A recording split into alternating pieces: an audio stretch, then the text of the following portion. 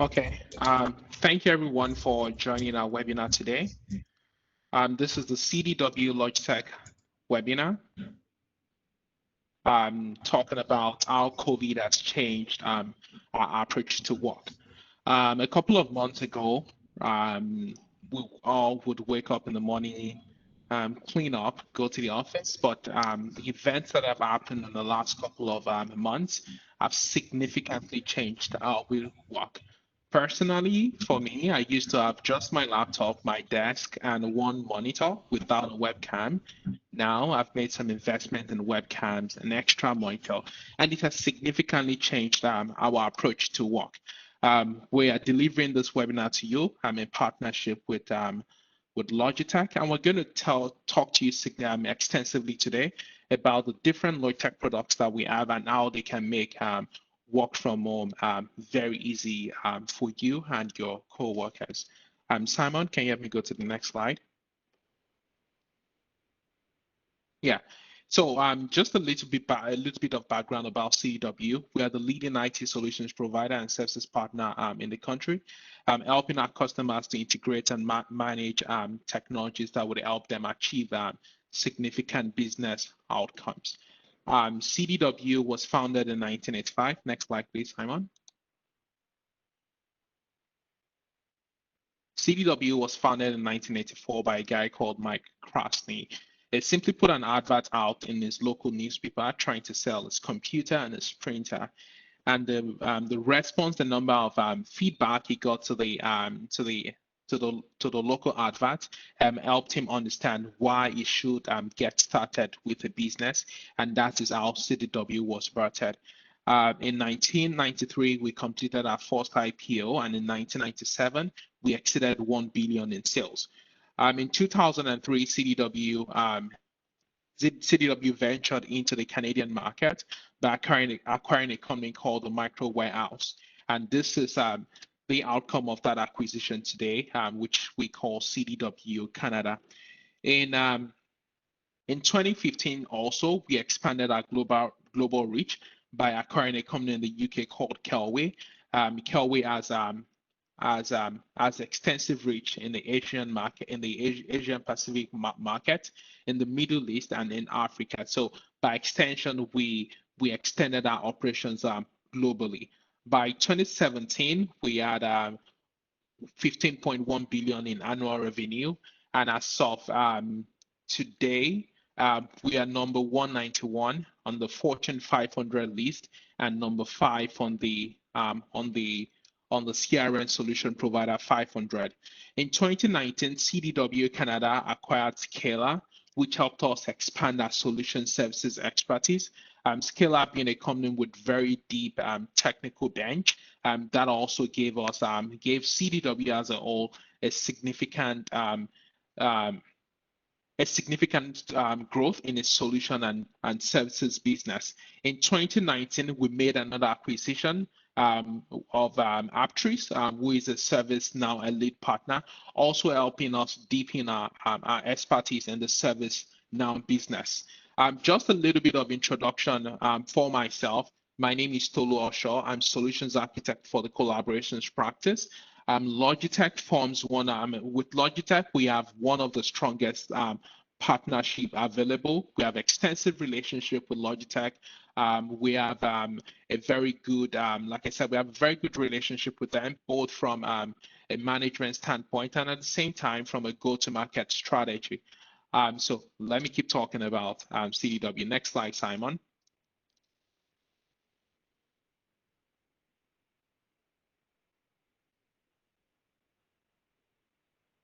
So at CDW, like I mentioned, we're 178. We are ranked 178 in the 2020 Fortune 500, and we have 18 billion in net. We had 18 billion in net sales in 2019. We have about 250,000 customers globally and 9,900 co-workers globally. Next slide, please. In Canada, we are present in most of the locations that you can possibly think of. We're based out east, we're based out west. We have locations in Winnipeg, Edmonton, Calgary, Vancouver, Montreal, Ottawa, Etobicoke and our beloved Toronto. In Canada, we have a staff strength of 900 co-workers, 9 offices, and we have close to $1.2 billion in revenue. For our ITS team, which we call Integrated Technology and Solutions Group, we have close to 290 solutions architect and partner specialist in that space, looking after your businesses for you on a day-to-day basis. Next slide. I believe this is where I get to introduce Simon. So introducing Simon, like I mentioned, we have an extensive relationship with the Logitech team, and we carry a lot of their product, from the headset to the webcam to the room solutions. Logitech has a very, very solid go-to-market strategy around most of the popular meeting platforms. They also have a very good, solid line around the keyboard, around the mice, in the mice space. Just to mention before we go ahead in this, before I introduce Simon and we go ahead in this presentation, there will be a draw after Simon's presentation, and I would like to encourage everyone to try as much as possible to stay back so you can participate in this draw. Logitech is giving away a home office setup for the winner of this draw, which is going to be concluded when you get a feedback survey. Introducing Simon. Simon is the head of sales enablement for Logitech. There's no better person to enable you or to tell you about what Logitech can do for you than the guy that manages sales enablement for Logitech. So Simon, I'll pass this over to you. That's great. Thanks very much. And good morning, good afternoon, good evening, whichever it is for you. I'm guessing it's either morning or afternoon for everyone in this call. Thanks for getting involved. So, as has already been said, I'm Simon Dudley. I run analyst relations and sales enablement, among other things, for Logitech. So what I want to talk about today is actually not at least initially, our technology. I want to talk about the changing space that we're all beginning to live in because, well, the world is not as it was, as I suspect everyone in this call has already noticed. If you haven't already noticed, why are you in this call? Because you could argue the world should go back to how it was. Well, we've done some surveys recently and none of our clients think that it's going back to how it was. So I thought I'd share some of that data with you first. This survey was done about 6 weeks ago. It was primarily Western European and Eastern North American clients, mainly English speaking, because I was doing the presentation, and if you don't speak English, well, it wouldn't be much use to you. So it gives you an idea of the kind of folks who are watching and participating. So most clients don't believe the world is going back to normal anytime soon. In fact, over 80% of respondents believe, remember, this is 6 weeks ago in a pandemic that's changing almost daily, it seems, doesn't think the world's going back to normal anytime soon. The next thing that I thought was interesting was that over 60% of respondents believe that more than half their workers will never return to their office. That doesn't mean that they'll never go back at all, but it does mean that instead of people being primarily office workers, and by the way, the statistic today in North America is about 12% of people in knowledge worker roles work from home. It appears that that number is going to be more like 50% moving forward. And that will have very dramatic effects on the office environment and, in fact, on the whole business environment. After all, if you're a salesperson and you go and see clients, well, maybe that client doesn't want the salespeople in the office anymore. After all, they are, well, as well as a salesperson, they're also a vector of disease, particularly if they go from office to office, and or the person they're coming to see may not be in the office. So do you want the salesperson or the business partner you're working with to visit you in your home? Well, probably not. So there's a lot of dynamics here that are going to make a big difference for the way that people are going to work. By the way, just interestingly, and the last slide I forgot to mention, about 6% of companies that we surveyed, which is not statistically meaningless, 6% is still a lot of companies, if you were to extrapolate this, say that they're going to work from home permanently. I find that hard to believe that many organizations can be 100% remote workers, Although in the software space and services and a few other markets, that actually already has happened pre-pandemic. So it's definitely going to be a brave new world. Do you think people's working patterns will change in light of the current situation? Now, we actually gave people 4 options here, from not at all to a bit to moderately to significantly. And I actually had to put a note in this slide. No one thought that people were going back to normal. So half thought it was moderately, half thought it was significantly. Of course, after you do a survey like this, you think, I should have asked what moderately or significantly meant to the users, but it's too late now. And then how much will the office change? Well, radically is strongly agree is 60%, agree is another 38%. So almost everybody thinks the office will change radically. And what does that office look like? Well, one could argue it's anybody's guess, but as we're looking at more and more research and talking to more and more clients, we're getting a sense of what the office will look like. And that office will look different than it is today. We believe, and it's certainly a lot of our clients are telling us, that meeting rooms will have many less people in them. They're probably taking out, on average, half the chairs out of every meeting room. So what was a meeting room for 20 is now a meeting room for 10. What was a meeting room for 6 is now a meeting room for 3. The next thing that's happening is this idea that you go to the office at 9 o'clock in the morning to start doing email is, I think, for the first time, people are realizing that's ridiculous. It's always been ridiculous, frankly. Since people had good quality internet connectivity at home, why would you have to come to the office for 9 a.m. when everybody else is trying to get to the office at 9 a.m. to start doing email? It makes zero sense. Why not turn up to the office for when your first meeting is, for example? Maybe your first meeting of the day is at 10 or 11 or 1 in the afternoon. Why not turn up then? Use your office as a meeting experience and or a socializing experience. A lot of us in this pandemic are finding that the social interaction is lacking. And I think a lot of the mental health issues people are experiencing right now are caused by that. So use the office as both a social and as a meeting experience, but don't use it as a, you've got to arrive at 9 when everybody else does, and you've got to leave at 5 when everybody else does. By breaking up the office, by allowing people to come and go when they need to be there rather than because it's office hours, makes a fundamental change to lots of things. The shapes of offices, the sorts of things that happen in offices, and also the infrastructure for the country. Right? If you're in Toronto, for example, your average commute time a day is 82 minutes. Now, I know that you're doing a big dig and you've done a whole bunch of other things, a bit like Boston. Well, I've been to Boston and the traffic is not noticeably better.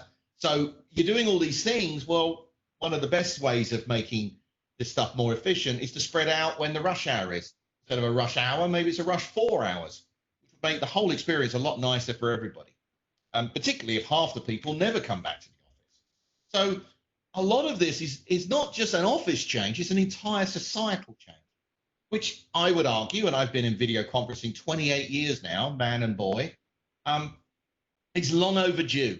This whole idea that you need to be in the office to be efficient or effective or useful. They say a phrase in the UK is people are worried that people at home are teleworking, watching telly when they should be working. And all the evidence suggests that's nonsense, and people actually get more done working from home than they do in the office. So, I'm obviously not happy at all that we've got the pandemic, and it's an appalling reason why the world will change, but it is a catalyst for change. So I just want you to be aware, whatever you buy, whatever solutions you're looking at, we believe at Logitech that they need to be simple, they need to be scaling, and they need to be flexible. IT departments, business owners, business users, business decision makers want stuff that isn't complicated, and it isn't, well, it's sophisticated in the way that Leonardo da Vinci said. Simplicity is the ultimate sophistication. There's actually a way of looking at technology as basically 4 phases of technology. It's almost impossible, right? So the science experiment level. It's people need to work around the technology. Then the technology works around the people. And then the technology evaporates into something larger. And I would argue that video conferencing, say, 30 years ago, was effectively a science experiment. From 30 years ago to about 3 years ago, users had to work around the technology. That's brightly lit rooms, special internet connections, or heaven forbid, ISDN lines, if you're old enough to remember those, specialist kit, specialist resellers. In the last few years, with the advent of the big cloud providers like Microsoft Teams or Zoom or Google or BlueJeans or a bunch of others, then the technology now works around the users. After all, we're all in this call on a WebEx. I doubt any of us really understand how it works. Where even 5 years ago, someone would intimately need to understand all the elements of this call. Now, simply click to link. The next phase of this technology is when it evaporates into something larger, like an overall workflow. And I think we're on the cusp of that changing. And it's interesting to know when you go through these waves of adoption, the adoption rate, once you move it into just part of a larger workflow, absolutely increases at an exponential rate. So we believe that all these things matter, and we believe that any solution you're looking to put in needs to be simple and scaling and flexible. Because if it isn't, then it's going to cause problems for you either in the short term or in the medium term. So Logitech, what do we do? Right. Well, you may be aware that we make video collaboration solutions. I suspect you knew a little bit about that, because if you didn't, why would you turn up to a webinar about Logitech talking about video collaboration solutions? So we make personal devices, which I'm going to talk about a little bit, and we talk about room solutions. And I want to say for the record, and I know there's a draw at the end, but there will be no specs. I'm not going to talk about camera angles or microphone pickup ranges or frequency responses of speakers or any of that stuff today. I'm going to talk about what problems it solves for people. So let's talk about personal devices first. Logitech, of course, makes an ocean of things like headsets, and they're very good. And we make a range of headsets for professional users. We, of course, make an enormous number of headsets for other uses, like gaming, for example, or for the broadcast market with our Yeti range or Blue range of products. However, headsets on their own are only so useful because ultimately, in the modern era, so many of us are on video today. So having a great having a great headset without a great webcam attached to it is kind of a problem, and having a webcam without a headset is even more problematic. We often talk about the way this technology works to cancel out all the hubbub of the office. Well, I don't know if you find the same thing. I have a 15-month-old at home. He's my son, by the way. It's not just like randomly. And he makes a lot of noise, whether he's 3 feet away from me or 45 feet away from me. So having the ability to cut all that noise out for the sanity of the far end participants in video calls, as well as my own sanity, is really very useful. I don't wear that headset 24 hours a day for the record, but I certainly do during most business hours experiences. So the opportunity that IT departments are looking for now are solutions that scale and that are easy to manage. We've noticed what happened at the beginning of the pandemic was a lot of IT departments basically said to all their users, go to Best Buy, or CDW, should I actually say, in this particular website, of course. So go to the local store or go to CDW and get whatever it is you need to make it work. And that was fine. Problem with that was everyone went off and bought one of everything ever made by every manufacturer ever. The problem with that was they weren't necessarily certified for Teams. They weren't necessarily high quality, so they may have been decked, for example, which has great range, but is only really designed for narrowband audio and telephony calls. What they weren't were integrated solutions. So what Logitech does is make integrated solutions. So our headsets and our webcams work very nicely together. They're manageable at a corporate level. They're mass deployable. They work on the same application, so you can tune your webcam and your headset, for example, using the same application. It makes the experience for the user so much easier. You bundle that with our keyboards and mice and things like our USB dongles, right? A very exciting little USB dongle to look at. These devices all make the experience with a Logitech solution very much easier, and of course, mass deployable on a global basis. So when it does go wrong, and if you buy enough occasionally one of these things will go wrong. It's very easy to get it replaced or repaired or sorted out or dealt with. And it means that if it's certified for Teams, like our audio and video products are, that it will work well and that the users aren't going to turn around and complain that the quality's not good when it's actually their endpoint device rather than the IT department's preferred solution. Because here's the other problem that all IT departments are experiencing today. Traditionally, IT departments, if you'll excuse the, it's really not a criticism, it's a reality, is IT departments go to work to not get fired. Now, I know that lots of IT departments do lots of really great things, but the reality is that 99.99% of users only ring the IT department when something's gone wrong. So if the phone doesn't ring, then that's generally a pretty good thing from an IT support perspective. The problem today is those folks who would have said, oh, well, come into the office next time you're in and we'll have a look at the laptop, headset, webcam, etc. Well, they're no longer coming to the office. So you now need to organize and support that gear remotely. If all your users have got one of everything ever made, you've got yourself a major support problem. And I don't know, but I suspect few IT departments in my experience have suddenly been given 10 times the size of budget that they had previously. They're going to have to think of innovative ways to deal with this. So desktop solutions, we're very big in them. You should definitely explore them. Logitech is not just about the specifications of the products, which we think are world-class, but I'll let you be the judge of that. But they're also scaling and manageable and simple to install and low cost and mass deployable, right? All the things we think are important. So let's talk about our room solutions because, well, Logitech's funny like that. We're actually, and I'll give you some data around this in a moment, we're actually an enormous player in meeting room-based video collaboration, but most people still think of us as the keyboard and mouse company.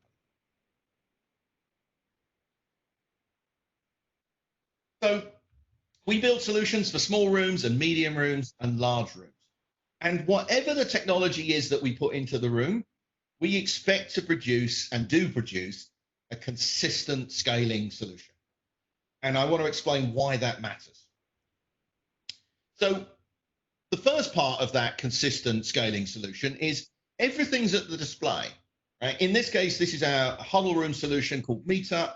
The people, of course, are on the TV, but their voices come from the TV. And the microphones for this device are also in the TV, or technically they're in the bar beneath it, the actual Meetup device from Logitech. Now, why does that matter? Well, it matters because if you have a solution that has the old paradigm, let's say, for example, the spaceship phones, right? It's just so common in these existing solutions. Well, often when you're using a solution with a conference phone in the middle of the table, the voice comes out the middle of the table, but the person's face is on the display. So users get really confused. Do you look at the display where the face is, where I can actually pick up the body language, or do I look from where the voice is coming from because that actually feels more natural? Well, the reality is what it actually produces is this sense of cognizant dissonance, which is easy for someone else to say. And what that means is it's that feeling you get when someone's saying something and they might be lying, that kind of creepy, crawly feeling. So what happens is when people have got a conference phone in the middle of the table, particularly in a small room, let's say, for example, an example I'll show you in a moment, but in a small room, that conference phone gets in the way. Having microphones on the table in very small rooms is also problematic because things like laptops and coffee cups and papers and all that other stuff gets put onto that small table. So the opportunity to keep the table nice and clear and to have everyone use the technology without having to get in its way is really very useful. And that applies even in our larger rooms. So when we move up to a medium-sized room, we have our own speaker. We have our microphones now for the larger solutions are on the table, but still, because the voices are coming from the screen, that's where you would look. And people have said to us, well, why do you make your own speakers? After all, you can use the speakers in the TV, they'll be fine. Well, remember, for really good quality audio, you need to know absolutely precisely what sound emanated in the room that you're in and what came out of the speaker from the far end. Because if your microphones pick up the sound from the far end, then two things happen. If it happens too much, you get that whistling sound that you used to hear as a kid at every fete I've ever been to, or you get a clipping effect where people's voices get cut off, and that's the modern equivalent. So if you have a very high quality, very low distortion speaker in the room, it can be, the sound from the far end can be very precisely removed from the audio that's in your room, and you get a much better quality audio experience as a result. So it's really important that the solutions that you look at have highly tuned speakers of their own, and they need to be at the display if you're going to have all your users understand even where to look. Here's the other thing. It's very easy for IT departments, relatively easy for IT departments to train their own people. My experience is basically impossible to train the great unwashed mass of users. If they don't use the technology very often, or they don't use it ever, and then they're suddenly plonked into a room, well, that's when they need the training. The problem with that, of course, is it's normally 5 minutes past the hour because the last group of people in that meeting room didn't leave on time. They're worried about their presentation and their conversation, not worried about the technology. And now an IT guy is trying to teach these people how to use the technology. They don't care. They just want it to work. So what we've done is make the experience as seamless as possible by making it as consistent as possible. Because a lot of manufacturers will tell you about this idea that this is an intuitive user interface, right? Intuitive user interface is thrown around in the video conferencing space and has been since about 1992 when I first touched this market. And it's frankly nonsense, because every manufacturer comes up with a new user interface every few years and then tells you that one is intuitive and not the previous one. But they're all different. So how can they all be intuitive? Well, all the evidence suggests that none of these things are intuitive. So let's not worry about intuitive. Intuitive is basically an impossible thing anyway. And there's lots of evidence to suggest door handles aren't intuitive. And anyone who's seen anyone pushing on a pull door knows that. So the reason, or the thing you need to do if you can't have intuitive, is familiar. Right? Familiar beats intuitive every day of the week. I suspect everyone in this call, or almost everyone in this call, can drive. And whether the wheel's on the left or the right, well, at least the pedals, the right pedal is always on the left, the accelerator pedal is always on the right, right? The gear change is basically the same in every car. Now, it didn't used to be that way, by the way. If you drove one of the big blower Bentleys in the 1920s, the clutch pedal and the brake pedal were the other way around. And I've spoken to a guy who drove one of those things on the Brighton run. He told me it's the most terrifying car he's ever driven. Drum brakes, a 3-ton car, 200 horsepower, and the brake and the clutch the other way around. Apparently is quite scary. And that's the point, right? If you have, however good it is, and I can't tell you that the brake on the far end and the brake in the middle and the clutch on the left or the other way around is better or worse. It's not the relevant point. It's that it's the same in all of the experiences you get in a car. Imagine what rental car parking lots would look like if that weren't the case. A lot of broken glass. So what Logitech does is give people, whatever the size room they're in, an entirely consistent user experience. It doesn't mean the technology is the same in every room, because different things are more useful in different rooms. So as an example, this one is what we call a telephone booth room, right? A very, very small room, 1 to 2 people. Maybe moving forward, 1 person. So it's got a table, but it may not have. And even if it did have a table, it'd be so small that you really wouldn't want the control panel on the table. So in this case, we've mounted it on the wall. It's also got the the HDMI ingest, so you can plug your laptop in, for example.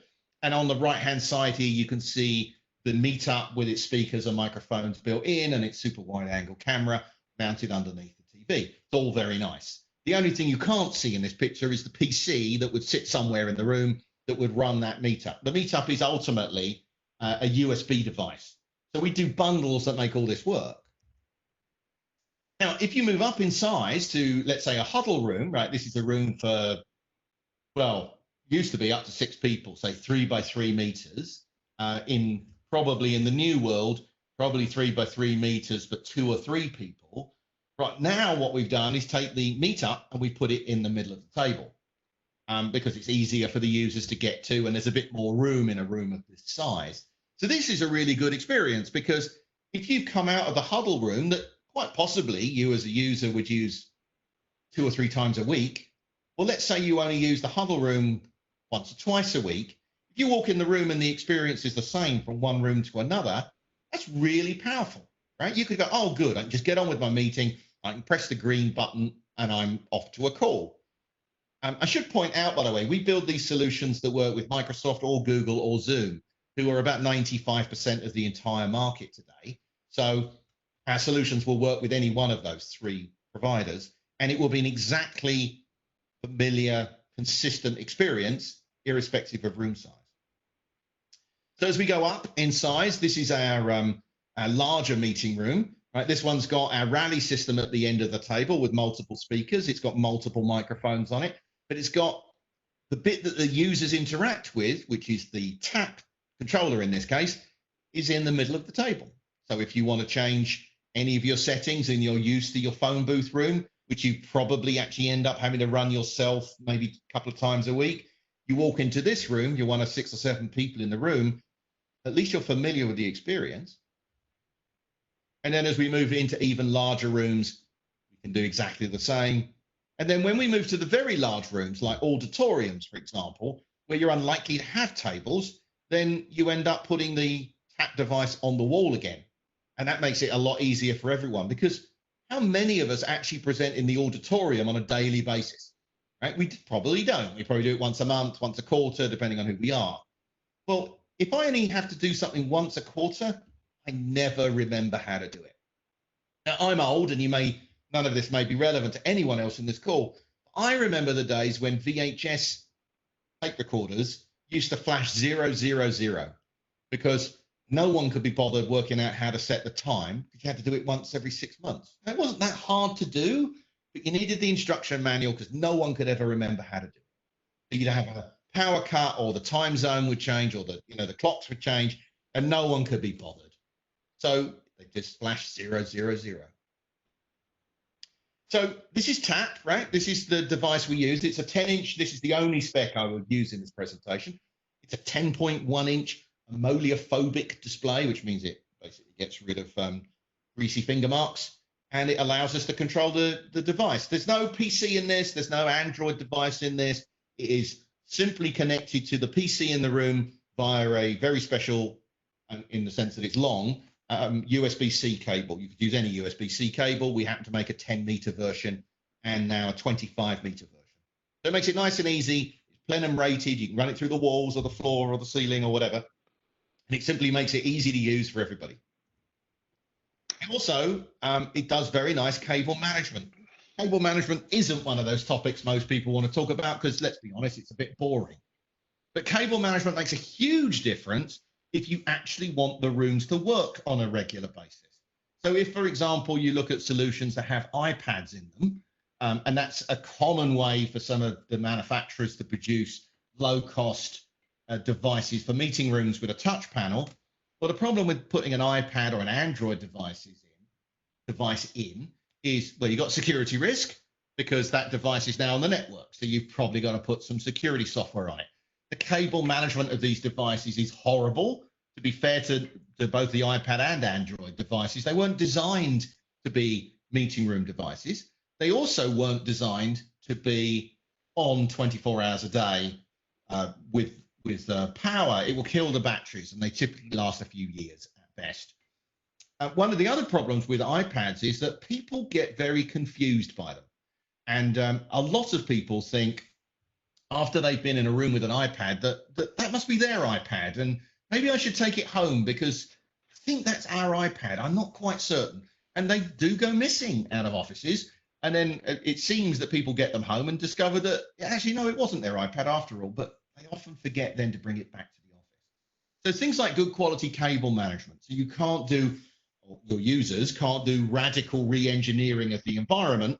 In other words, breaking the room is really important. Other things like the ability to mount it to tables and lock it down, or put it on things like that riser mounts thing here. So we can rotate the display without it, without having to pull it all around the room, or wall mount it, or Visa mount it. Any of these things make the experience for the users and for the IT department much, much easier as a result. So I just wanted to show you a couple of pictures. So this would be, as an example, a small huddle room environment. There's all these folks failing to socially distance, but they're all in their small huddle room. You don't need specialized rooms anymore for video conferencing. The cameras are, all the Logitech cameras are 4K. They've got this WDR, wide dynamic range effect on them. That means that whatever the lighting conditions, you're very likely to get a good quality experience. So the idea, the days of the blue curtains and the bright lights and the special color table, they've all gone. And so when you look at a small room, you can be something like this, right? Very, very simple, one chair. Huddle rooms, maybe it'd have less chairs than this in it, but effectively the same setup. From there, we go into larger rooms. So medium rooms, for example, would have one speaker and one microphone in, but still the same controller. Larger rooms would have multiple microphones, multiple speakers. 2 is actually the maximum speakers we can have. And that will give you a room capable of coping with about 20 people. If you go bigger than that, well, I'm not certain. There's a couple of options there, actually. If you need to go bigger than 20 people in a video conferencing room, the first question I'd ask is that really a very good idea? I'd actually generally suggest that video conferencing, just like all meetings, works better in smaller rooms. And secondly, if you really get very large environments, then you can use ceiling microphones and ceiling speakers from some of our partners. And those are very, very good, but I will point out that they get very, very expensive. One of the other suggestions, by the way, that this diagram shows nicely is we've got 4 microphones in this environment. They're the little circles with the lines on, you can see in the graph or in the image there. I actually wanted to put 6 images on there, but the graphic designer disagreed with me. In the real world, I'd put 6 microphones in, not necessarily because of mic pickup. In fact, 4 microphones would pick that room up perfectly well. But if I was sitting on the bottom of the U of that U-shaped table, I want to be able to be in arm's reach of a mic pod, because each mic pod has a mute button on it. So we would recommend in an environment like that 5 or 6 microphones. You can in fact have up to 7. We do all sorts of clever things with cabling to make certain that that does not become a problem to install. So very simple. Logitech solutions are small rooms, medium rooms, or large rooms, and they will work with Microsoft or Zoom or with Google. In the case of the Microsoft and Zoom solutions, they're in fact identical. So other than the load of software that's on the PC. So you can go to your reseller, you can go to CDW, and you can say to the guys, I want a large room and I'm going to run Microsoft Teams on it. And everything you need will come in the box, including some of the mounting kits, the tap, the PC, either Lenovo or Intel, you get to choose. We will do Dell and HP in the fullness of time.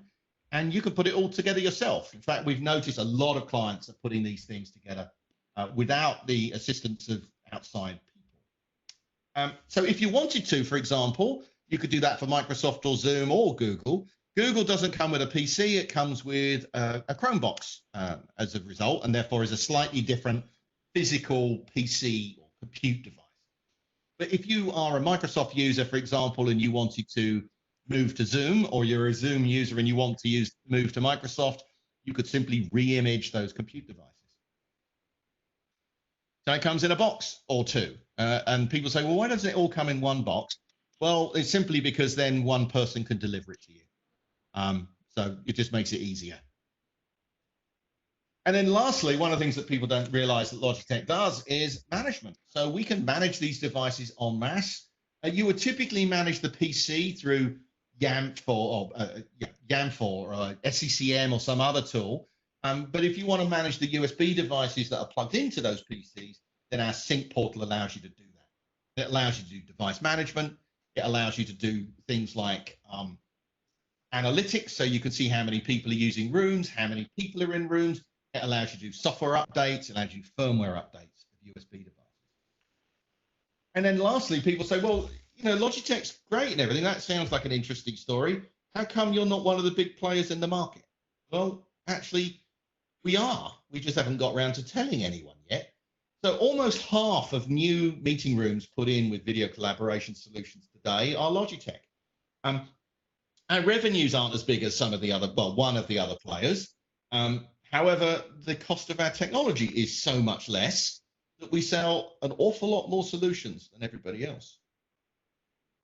And yeah, so everyone says to me, well, not everyone, but many people say to me, you know, yeah, but the big guys in this market are Cisco and Poly. Well, this is independent research, and actually we equip far more rooms. So just to reiterate, right, simple. We want it to be simple to buy, simple to install, and simple to manage. We want it to be scaling for high quality, low cost, and global availability. And we want it to be flexible for consistent experience on multiple platforms. And with that, that is the end of my prepared remarks. And I've got 15 minutes, if I've got anyone left who still wants to hear from me, that I would be happy to answer questions.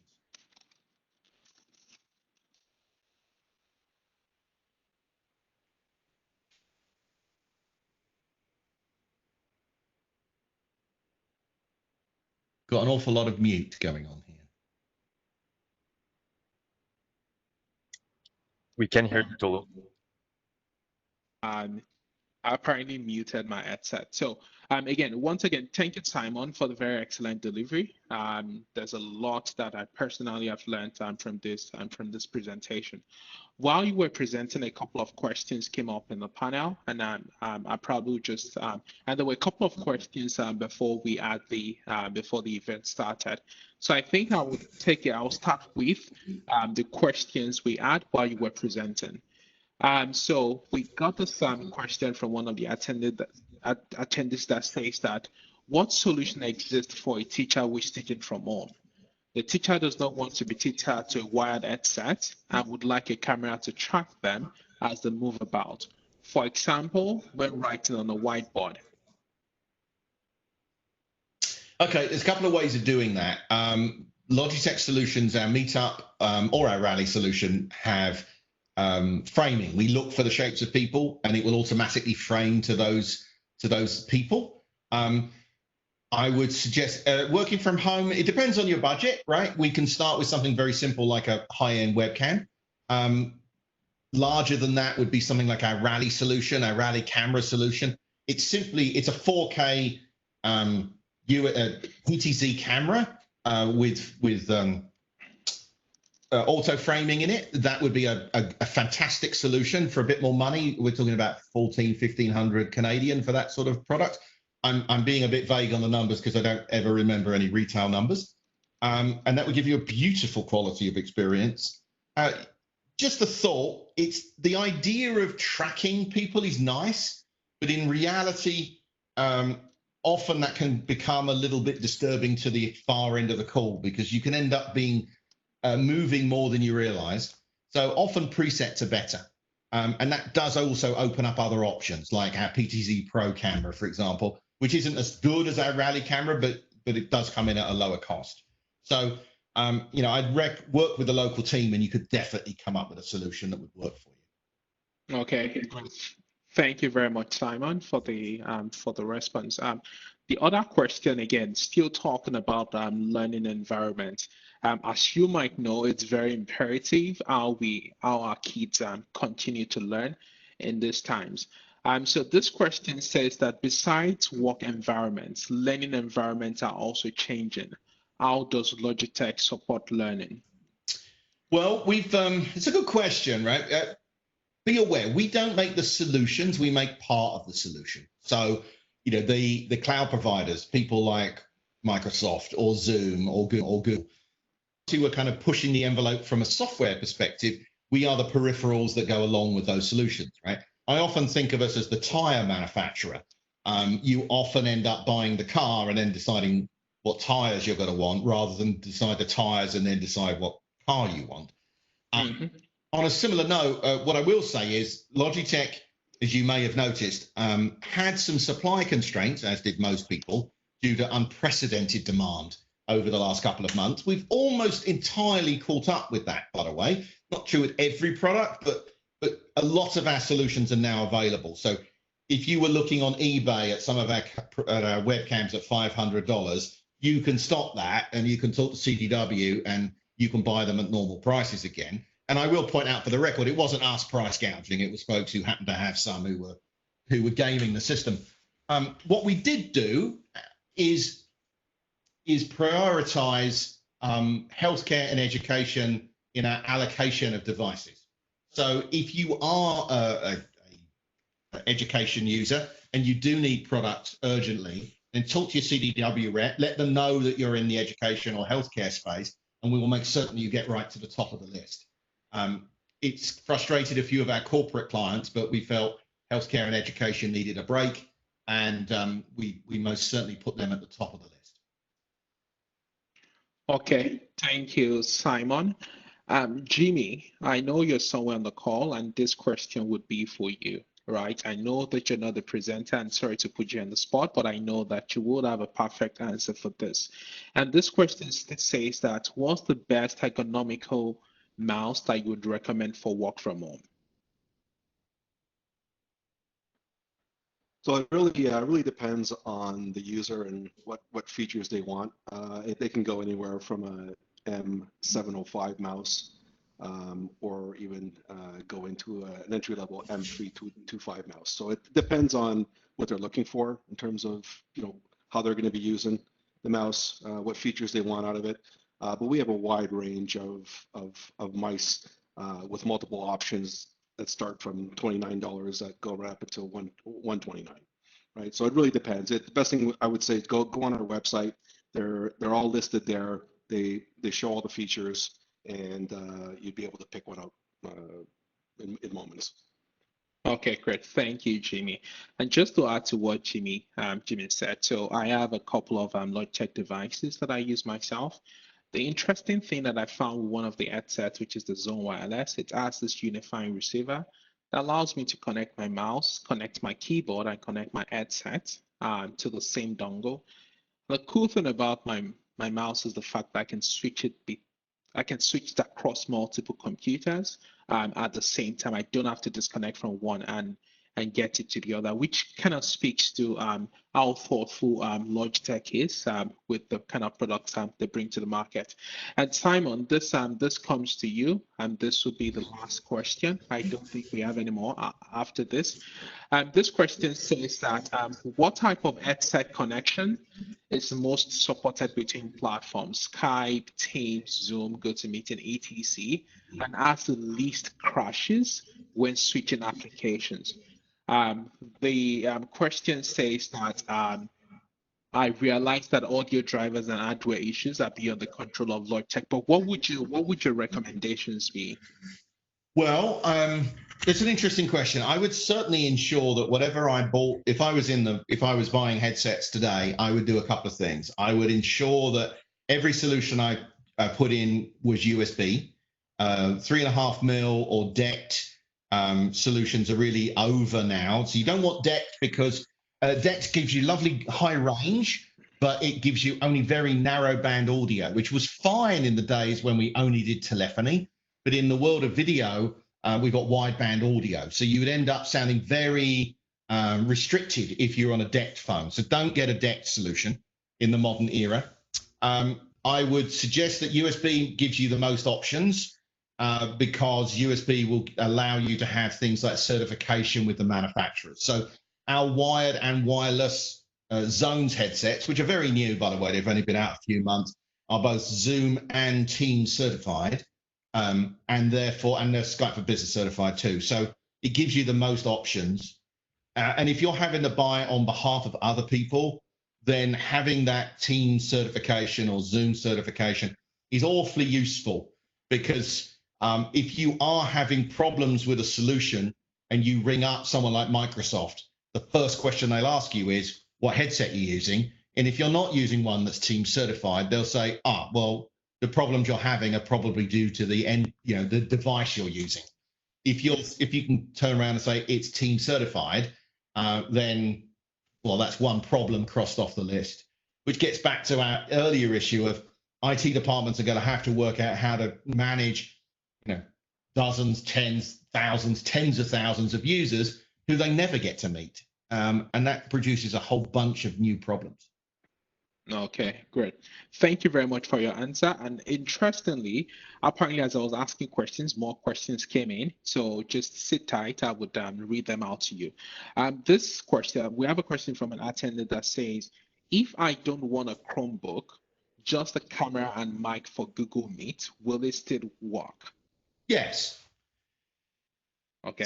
Should I expand on that? The answer is yes. All our devices are USB. So all you would need to do is, if you're a Chrome or a Google user, then all you would have to do is get your Chromebook or your Chromebox or whichever device you've already got. You don't need to buy it as a bundle, and you can buy our Rally solution, which would be the Rally, the camera, the microphones, the speakers, and the hubs for doing your cabling. And that would all come in one box. And yes, you can buy that. Or you could buy a Meetup and do the same thing. Or you can buy some of our previous generation solutions too. So yeah, loads of flexibility there.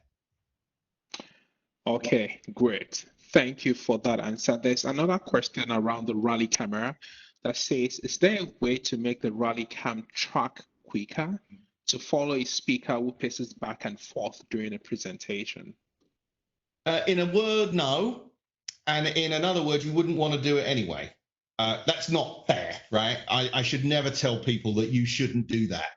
But actually, the way the video communications technology works is that it produces a very nice image when people aren't moving around very much. When they start moving a lot, particularly when the whole scene moves, then because of the relatively low bandwidth that video conferencing uses relative to, say, a DVD player or Netflix, for example, then you're going to end up with a lot of artifacts. So it can produce a very poor quality experience if you do that. In our experience, it's generally better to zoom out a bit. Or actually, my favorite is to do what TED does. You know, the TED Talks? If you ever see the TED Talks, they put a big red rug, circular rug in the middle of the stage, and they tell all their participants, do not step off the rug. And because you'll be out of camera shot, and they just film them within that window.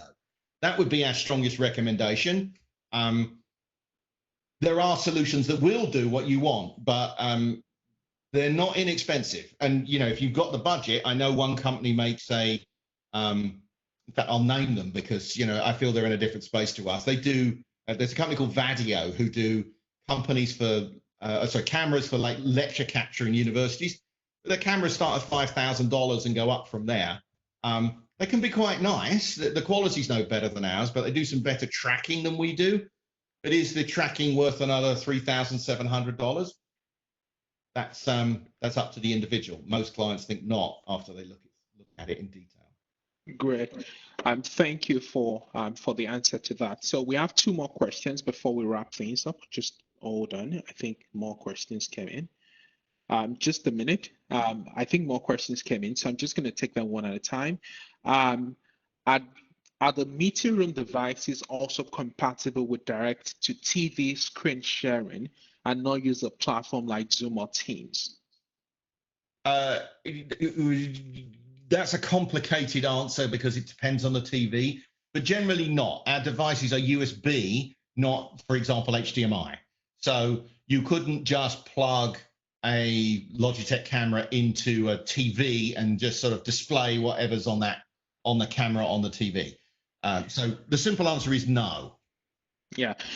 Again, I think the question is too, can I, if I have a Logitech Tab bundle set up in my meeting room, take an HDMI cable and be able to plug it? So I think it's more along the HDMI to USB pass-through, right? That allows you to mirror your screen, that allows you to mirror your computer through the tab to the screen. I see what you mean. In that sense, absolutely yes. And in fact, it comes with all that as standard. So yes, if you're buying our bundles, the USB ingest is built into those devices. So yes, you can do that. Great. It took me a while to understand the question myself. Sure. And by the way, if the client has specific questions, we can take it offline and answer those. Happy to have a one-on-one conversation. Definitely. So we have two more questions. One is what is the supply chain and global inventory availability? Inventory appears to be non-existent at this time. Are we having any improvements along those lines? So yes, massively. In fact, a lot of products are now back in stock. Now, they're not going to be forever, by the way. I would argue what clients should not do is wait. It's a bit like Disneyland, right? Do not wait for the line to get to zero before you join the line. Get in the line, and you should get product pretty quickly now. I'll let Jimmy speak to that. And of course, it depends entirely on the product. So we've got a massive range of products. I can't speak to all of them, and therefore I would just say it's a lot better than it was. Jimmy, do you want to share some thoughts? Yeah, absolutely. So what I would do is I would reach out to your CDW rep and identify what that SKU is or the product of interest, and I could provide them with the current updates at this time in terms of lead times. If Okay. great. Thank you, Jimmy. And this is the last question for the day. We are a Microsoft Teams company, but we regularly connect to other platforms with our customers who host GoToMeeting, Zoom, etc. If we buy the Teams small room kit, will it work with platforms to join as a participant too? Let me say, technically it's complicated, and if the client would like to speak to me after this at some point, or put us in touch, we will talk about some stuff that is not public, but we would be happy to discuss. The simple answer is none of the software providers of these platforms want their platform to be anything other than their platform. So if you're a Teams, let's say you buy the Teams bundle, it worked beautifully for Teams. If you then want to go and talk to someone on WebEx, for example, we've got other solutions that we could talk to you about that will augment what you've already got that we haven't announced yet, but we'd be happy to have a private conversation about.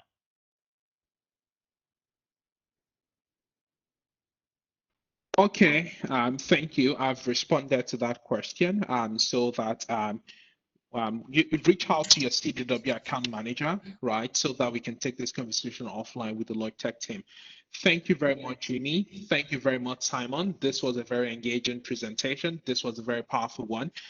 Just a reminder to everyone that joined, you're going to get a survey after this call, and we encourage you to fill the survey. Logitech is planning to give a work from home, a home office setup, right, to whoever wins in this draw. And so you're going to be getting the feedback survey tomorrow. So please look out for that email and fill the feedback survey. I'll be glad to have something shipped to the lucky winner. Thank you, everyone. Thank you, everyone, for your time. Thank you once again to the Logitech team. Have a very good afternoon to yourselves.